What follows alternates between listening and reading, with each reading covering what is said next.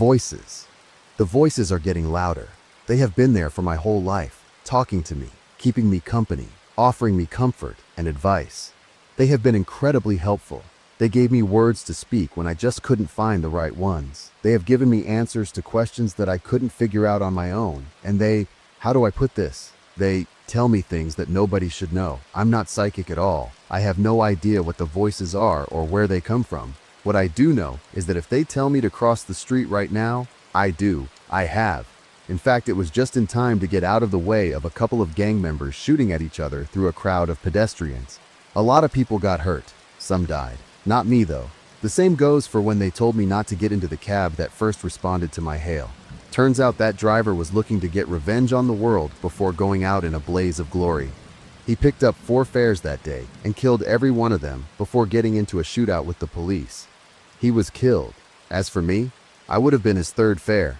I think that's enough to give you an idea of my relationship to the voices in my head.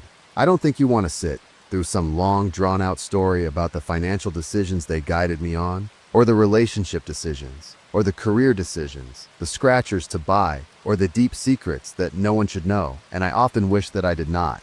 Let's jump into my present situation. The voices have never told me to kill anyone before. I don't know why they want me to do it now. I don't even know who the person is. Well, I didn't know. The voices have told me everything there is to know about him. I know his name. I know where he lives. I know exactly what he looks like, his schedule, the name of his goldfish, his favorite food, the shows he watches. Heck, I even know that he rubs one out every night before bed. I really didn't need to know that. I'll call him Glenn, not his real name, but I don't think that using his real name would be a very good idea. He lives 2 states over in a smallish town. Nice house. Paid for it with the life insurance money from his wife that he murdered. Me made it look like an accident. Used some meth cooking methods to extract the epinephrine from a bunch of decongestants and injected it all into her while she slept. It gave her a massive heart attack. He jabbed her in the armpit, where it's super easy for the coroner to miss a tiny needle mark.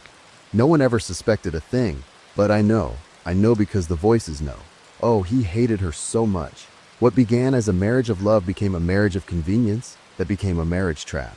They fought all the time for years. Their hatred for each other grew by the day until one day he snapped. No, that's not the day he killed her, but it is the day he decided to. He's smart.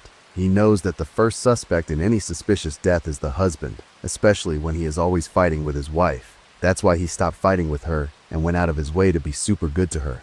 I know what you're thinking. That's the near universal cure for a bad marriage. It makes a woman fall in love all over again and makes her putty in her hubby's hands. You're absolutely right about that. Even if it starts as a sham, you would think that the way the wife responds to the husband would soften his heart and the love would blossom between them. It wasn't that way for him. His hatred was too deep. His resolve was too firm.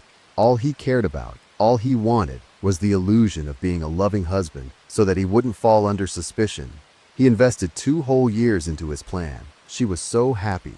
All the while, he was slowly obtaining the meds, making it a habit to go hiking or hunting in the woods, so his final trip, the one where he would create his poison, wouldn't look suspicious. She never saw it coming. He injected her. He watched her die. Then he got in bed with her and went to sleep. When he woke up, he pretended to panic. He called 911 with fake tears and choking in his voice. When the paramedics declared her dead and carted her away, he broke down in a flood of crocodile tears. When the police took his statement, he wailed and cried that he loved her with all of his heart. He went through all the right motions, playing the part of the grieving husband to perfection whenever there was anyone to see him.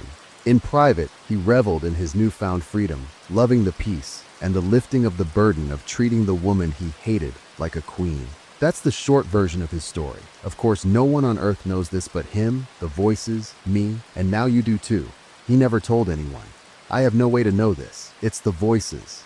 I don't like the idea of offing a man based only on what the voices tell me.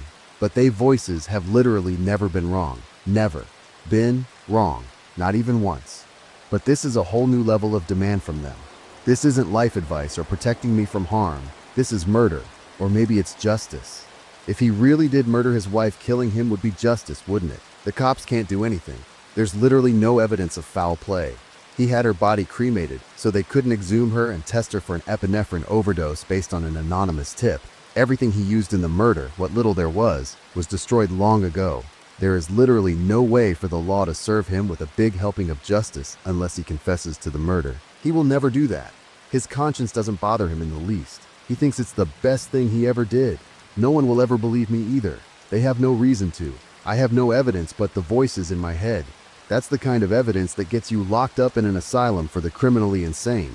It's the kind of evidence that guarantees that you will be kept a drugged up, drooling mess in a straitjacket and a padded room.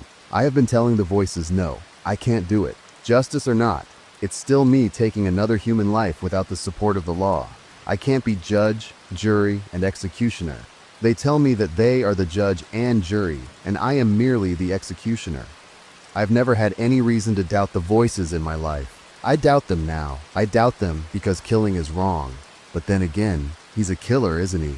Is he really going to just get away with it and live a long and happy life?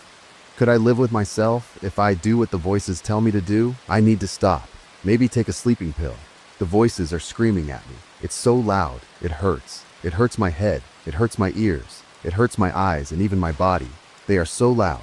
I don't think they will stop unless I do what they say. I don't know what to do. Do I trust them like I always have in the past? Do I do what they say whether I trust them in this or not? Do I continue to resist? Help me, please. I don't know.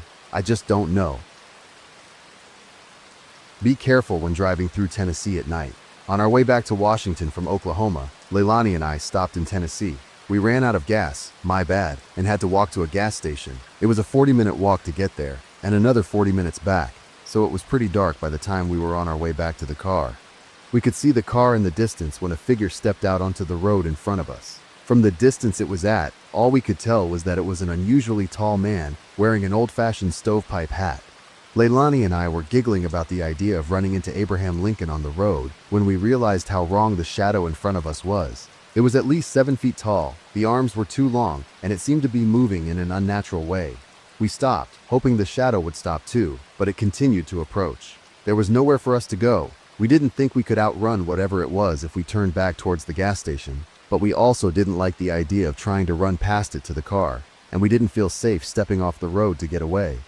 Before long, the shadow was right in front of us, a giant dark figure leaning over us menacingly. It wore a gray button-down shirt tucked into gray pants, which were in turn tucked into brown boots. The most disturbing part was its face. The figure had large eyes and no mouth, and it looked down at us with malice. It swayed back and forth like a tree in the wind, craning its head slowly down to look at us. While its eyes were filled with a strangely malicious energy, it didn't seem aggressive. It reminded me of a person crying in public. The way their face seems to go from grief to anger the longer people just pass them by with no concern for their well-being. Leilani reached over and grabbed my hand and said, "Excuse us." She took a step forward, and the figure raised both arms, holding them out straight. Hanging from each arm were several bodies, each one attached to the arm with a noose around its neck.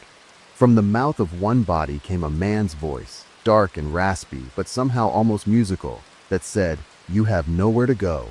Leilani tilted her head stubbornly. "Yes, we do. Back to our car." It's hard to make a lot of expressions without a mouth, but the creature in front of us seemed briefly taken aback by Leilani's decisive answer. It leaned closer, and another corpse opened its mouth to speak, voice rasping in a hypnotizing lilt. "There is no purpose in leaving me behind. I am the inevitable. All make the decision to follow me." I felt a chill shake my spine, and the creature made eye contact with me. In its eyes, I saw tragic life after tragic life, each one ending on this road with this creature. It sighed sadly, and all the heads nodded at me. Another dead mouth opened to speak. "You see the truth in my words. You see that the only release from sorrow is death. There is nothing to fight against when the fight is already lost. You have been losing for so long. Allow me to take your burden away." It felt like a cold spike was being driven through my chest. Every moment I had ever felt like giving up came crashing down on me like a wave. A secret fight I had refused to share with even my closest friends. Staring into the figure's pale eyes, I did feel like I was fighting against the inevitable. I noticed something I hadn't seen previously, an already tied noose dangling from its left hand. It held the noose out to me, and another mouth opened. This time it spoke gently. "Why wait any longer? You can be released now. Released from the fear and shame. The pain and suffering of your life can come to an end."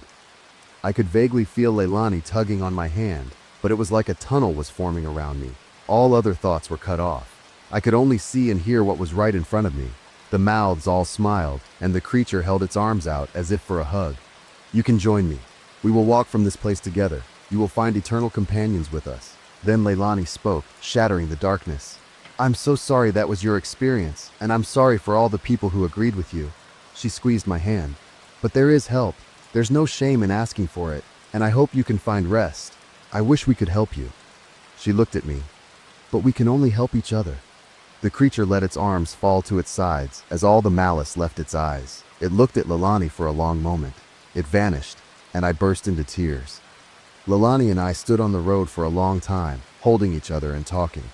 We had been planning on finding a hotel, but decided to drive for a while longer so we could talk. Leilani asked questions, and I answered all of them honestly, feeling like we were doing surgery on a part of myself that had been fighting an infection for a long time. Well, that was pretty much it. I hope you liked the story till then. Bye-bye.